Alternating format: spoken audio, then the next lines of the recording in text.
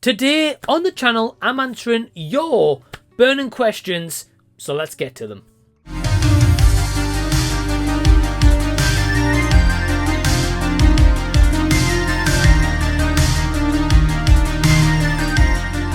Hey everyone, what's going on? Welcome to the channel and thank you for tuning in to this Q&A. So around about a month ago, as I'm posting this video, I put out a community post and also a post on my Patreon for a Q&A, as it's been a while and I want to answer your questions and I want to get a bit more personal with you guys and open myself up to any queries that you may have about me. So what we're going to do is start off with the Patreon questions, then we're going to jump over to my laptop, which is here. I'm going to read out the questions which I got about 4 weeks ago. I've completely forgotten them and I'm just going to read them off the screen and I'll post the comment down here so you can see. So without further ado, let's get to the Patreon ones, which you can sign up for £2 per month. Link is in the description box. So first up is from Patreon, is Not Your Normal Geek, and he asks, what is your earliest memory of seeing a movie at the cinema or at home? So for me, I always thought that this was Star Wars The Phantom Menace in 1999,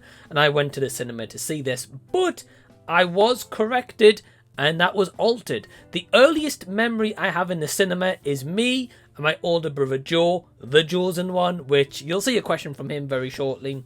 And we went with my auntie Lily, and she took us to see Bean the movie, or Mr. Bean Goes Hollywood, whatever you want to call it. That is the earliest memory I have at 7 years old of seeing Bean the movie in a packed out cinema, and I remember loving the movie, and I still do. So thank you for the question, Ryan. And Micheal O'Brien, next from Patreon, also asks a couple of questions. Have you been to an Everyman cinema? No, I have not, but stay tuned. I am going to go to one, and I'm going to do a vlog here onto the channel. He also asks, how would you rate being a Cineworld member out of 10? I've been a Cineworld Unlimited member as of this video for 9 years, and I will say that it's definitely been beneficial. It's been great, and I've reaped a lot of rewards from it, from seeing a lot of movies I would have maybe never seen in the cinema, and some of them that truly became classics to me, or movies that became maybe top 10 of the year, or maybe top 1 of the year easily. So I've had some very good, pleasant surprises. The discount on food, 25% off, is pretty darn awesome. Of course, they keep the prices up, but 25% off is pretty good. The fact that you can have like secret screenings and like early showings as well is great. I'm going to go an overall 8 out of 10 because I think some of the food options isn't the best, and I also think that some of the early screenings, for example, like Unsung Hero, which I checked out a few weeks ago, it already been out in America like a month and a half. So it's not really a mystery screening or like, an unlimited screening where it's like early access in the UK, because it's already been out a month, out and a half in the US. I would like an early screening here in the UK, like a Dungeons and Dragons, which we got 2 weeks before anywhere else in the world. Like something like that more often than not. And that would probably bump it up a little bit more towards a 9. And the final question Michael has, he says, what makes you decide if you're going to see a movie in the cinema or wait at home? So most movies I go see in the cinema because I've got my cinema pass, and I also get the fact that it just means I get to see it on the big screen, because I'd rather see a movie on the big screen than at home, if I'm being completely transparent. But also I think what factors into this is every day when I'm off work especially, I like to try and make the most of my days in that said day. So I try to do as much as I can in that day, keep myself busy. So sometimes I'll know for a fact, I'll be like, right, I'm going to go from this time to this time to see this movie, and then I'll go do this after that movie, right? But sometimes, if for example, like I have like an off day like I have today as I'm recording this video, then I might be like, hey, let's see if there's anything on around the 3 or 4 o'clock time, because that's when I'm going to be free. So then I'll check the cinema listings, and it might be the case of, yeah, something's on, maybe something isn't, so I'll go see it. Or, for example, there might be a movie that gets a very limited cinema run. I'm working all that time it's on, and I don't get a chance to see it at cinema, so then I'll get to see it at home. So it all just really depends, if I'm being honest. Okay, then the next question comes from Raven Fan 89, my good friend Ryan from America. And Ryan asks 2 questions. He says, what's your favourite ride at Disney? I would probably say I've got 2. I would say Tower of Terror I think that's what it's called, Tower of Terror. That was absolutely fantastic. Went on it twice in a quick succession. Really, really love that ride. Or the Avatar ride. I can't remember the official name of it. You'll be on screen, guys. You can see it. So I would say one of those two is my absolute favourite. Unlike anything that you'll ever experience here in the UK. UK is terrible for rides, really. And then he also asks, if you could travel to any historical event, what would you choose? At this point, I would be a ghost and I can't go inside or interfere or anything like that. Historical event. There's nothing where, like, movie premiere wise, I'm going because that would be like an easy answer. I would like to say I would love to experience maybe a past WrestleMania back when. Maybe the WrestleMania where Hulk Hogan's against The Rock. I think it's WrestleMania 18. I could be mistaken. Because I've watched that back many times on YouTube. And the atmosphere is absolutely electric in that match. And that is just a fantastic atmosphere that you want to have, and just the build up to that match, it was massive, and it's still one of the biggest decorated matches in like wrestling history. I'm a huge wrestling fan, so I'm going to go with that one.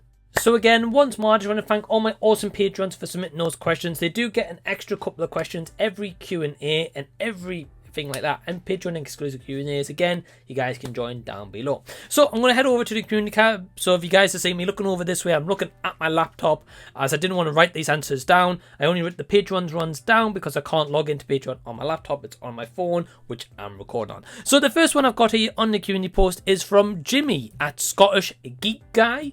Really cool guy. Go check out his channel. And he asks, on your YouTube journey so far, what have been the best things that surprised you about being a YouTuber, the process, etc.? So thanks, Jimmy, for the question. Fantastic question. So I would say right at the bat, the thing that comes to mind straight away is the friends that I've made from YouTube. So just to give you a little bit of context, when I started YouTube, I didn't think about making friends. I didn't think about talking to anyone, the community, having a community, being part of a community. Nothing. I didn't think of that. I just thought, hey, I just want to voice my own opinion. So the first thing is the friends I've made. So for example, Jimmy's a great guy. But then like I've made friends who I talk to every single day. Like Ryan from Raven Oz fan, who's coming to my wedding. You know, like that's amazing to think I met Ryan from YouTube. Like Anthony Perez, Rashad, Adam, What the Gym, Elliot, Jason, Jacob. There's just so many of you guys that there's too much to name here. I might do a big thank you video at some day and some point in time. But yeah, I mean, there's just too many to mention. So I would say that's the best thing about the YouTube journey that like surprised me, that I completely didn't expect. Because when I started YouTube, again, I didn't expect to make friends, talk to people, find other channels. I was just like, hey, you know, if people come to my videos and tune in to listen to what I say, great, amazing.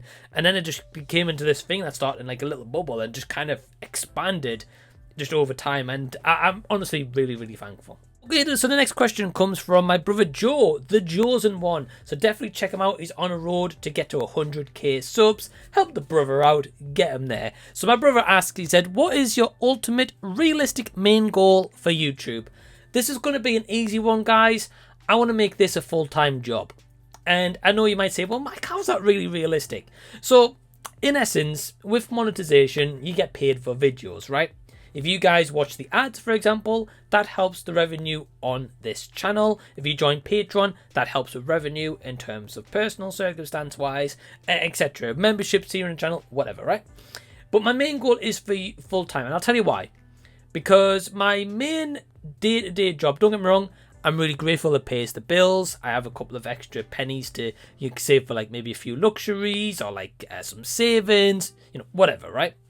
But ultimately, it's not what I'm passionate about. It's not what I crave to do for the rest of my life. It's not something that I want to wake up in 20 years time and still be doing that job and still be doing this as like just a side hobby. Don't get me wrong. I really love doing this as a side hobby. I absolutely love doing YouTube. But I want to be doing this full time, guys, and I might make a raw video about this at some point, but just to very quickly answer the question here, I want to be doing YouTube full time because I love sitting down in front of the camera and talking about a movie, a TV show, a collaboration, a live stream, trying some food, whatever I'm up to here on the channel. that's what I'm passionate about, being creative. And in a day-to-day job, whether I'm at the company where I'm now, or maybe a future one, I don't know, but this is my creative outlet. This is what I love doing, and this is why you see quite a lot of videos from me, because this is what I'm passionate about. So yeah, I would love to do YouTube full-time. Okay, so the next question is from Jason, the Old Millennial, who's also a Patreon, so shout out to Jason, really, really great guy.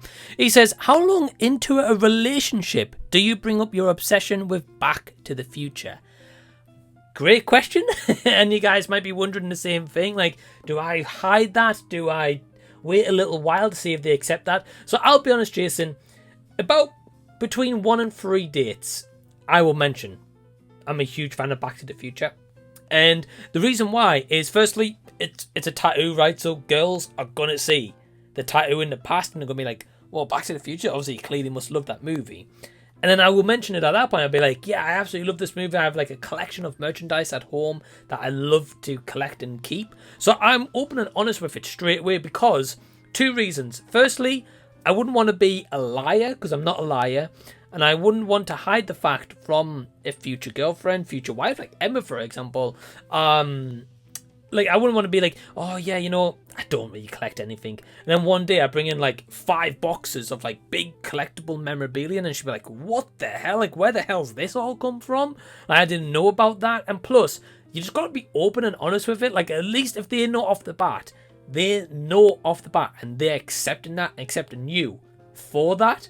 And the cool thing is, say about Emma in this situation, who is going to be my future wife, if you guys don't know as of this video, is when I told her about my Back to the Future obsession, she also loves Back to the Future, and her university project was on Michael J. Fox. So I was like, hey, here we go. I was like, there we go. She accepts it. She loves it. She hasn't seen the full collection ever, unless it's been on a video, because I just haven't got the space at the moment. But yeah, I'm just open and honest. I've always been open and honest about it because I don't see the point in hiding what I truly love. So pretty quick in a relationship or even just dates, I would tell someone. Next one is from Sin's Corner. Sin's awesome person as well. Check out her channel. Sin says, if you could change anything about your YouTube experience so far, would you? And if so, what would it be? Yeah, so Sin, great question. Great question, sorry, yep, I can't speak. And I have got 1/2 answers for this one. So the first one is, and I'm going to let you guys know a little bit of a quick story here. So about a year and a half ago here onto the channel, well actually no, that's a lie. It's about 2.5 years, sorry. I got my timings up a little bit wrong. It just, time goes by so quick, guys, so apologies. About 2.5 years ago, roughly, not 1.5, 2.5 years ago, I, on the channel, was posting some Lego videos from the Lego directly or from Back to the Future the musical about Back to the Future content, right? Because I love Back to the Future. I want to put more of it on the channel. I've always said that and I've always been open about it. Now, however, at the time, I was reposting, Back to the Future musical content or Lego content here onto the channel. And you could be like, well, Mike, you're just doing that for views and subs and stuff like that. No. I did that purely because I wanted to get more people onto the channel in terms of knowing that I do Back to the Future content. Yes, I can put a video out there and hope that it gets in the algorithm and hope that people see that video. But ultimately, if they don't, they may never know that my Back to the Future channel and my love for the franchise. Yeah, in a very quick, short amount of time, I received 2 copyright strikes, which means that if you get 3 strikes in around 90 or 120 days, then your channel is permanently gone from YouTube. And that was a big wake-up call. I didn't realise that. Fair enough, if they got copyright claimed, I wasn't monetized. And of course, it's not my original content, so I wasn't claiming ownership of that original content.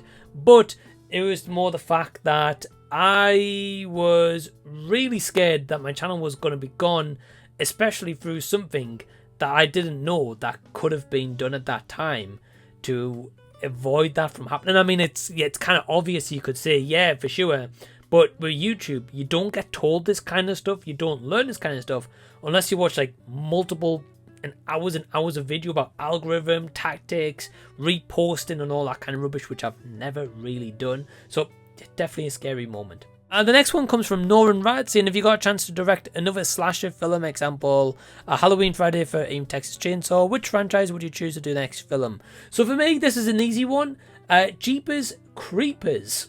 And the reason why is there's 4 of those movies. The first one's really good. Second one's not a bad sequel. Third one's terrible. And the remake's terrible, but it's better than the third one.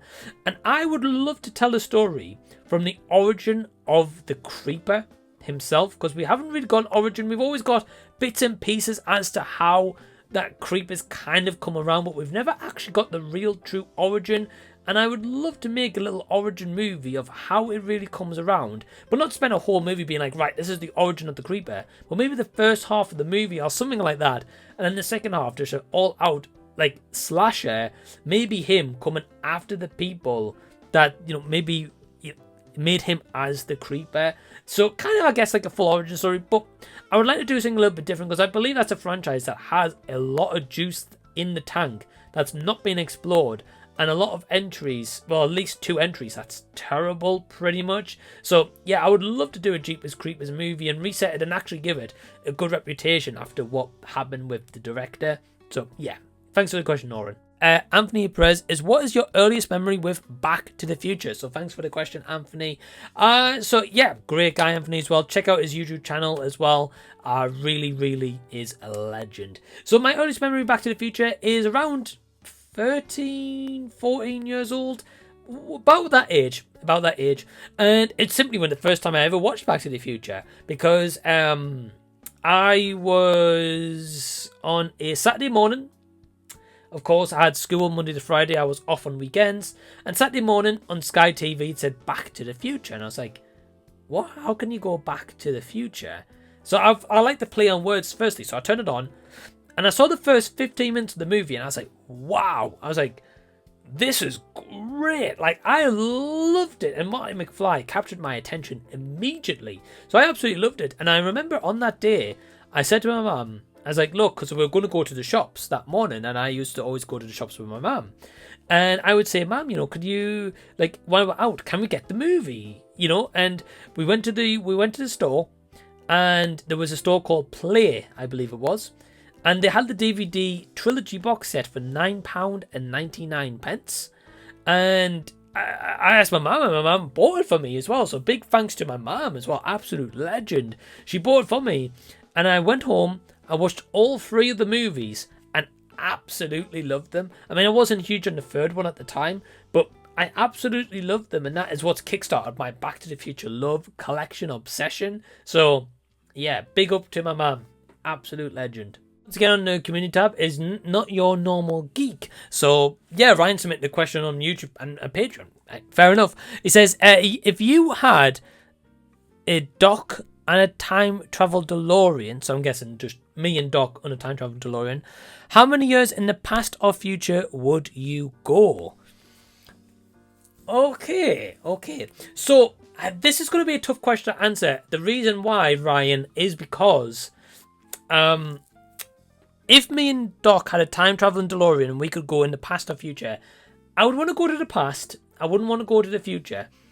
But if I went to the past, am I allowed to change anything? Or am I allowed to just go to the past to revisit the memory, right? And I'll give you 2 answers. If I could only go to the past to revisit the memory and I can't change anything about it, I would go back to the past and I would revisit a time when my 2 dogs, Molly and Angel, were alive. I miss them every single day of my life.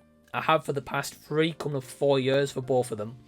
I think about them every single day, and I would love to see them one more time. And I get upset thinking about it, for sure. But I would love to see them again. I know I've got photos and videos on my phone, but it's not the same to be able to, like, you know, like give them a hug, give them a stroke, give them like a kiss on the head, and take them out for a walk or play with a toy or anything like that. It's not the same. So yeah, that would be the thing in the past I would travel back to and revisit that memory. If I got to go back to the past and revisit a memory in the past that I could change, I'm going to leave that answer for a life story, because I think that would make a very interesting life story. But thank you for the question, Ryan. From Paul Jakeman. So yeah, thanks for the question, Paul. Really great guy. He says, is there a film for you that is nearly perfect but let down by one thing? Say casting and ending. If so, what film and why?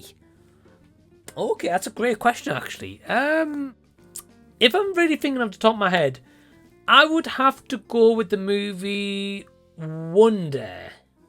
Yeah, so don't get me wrong, I absolutely love the movie. I think on Letterboxd I gave it 4 or 4.5 stars out of 5.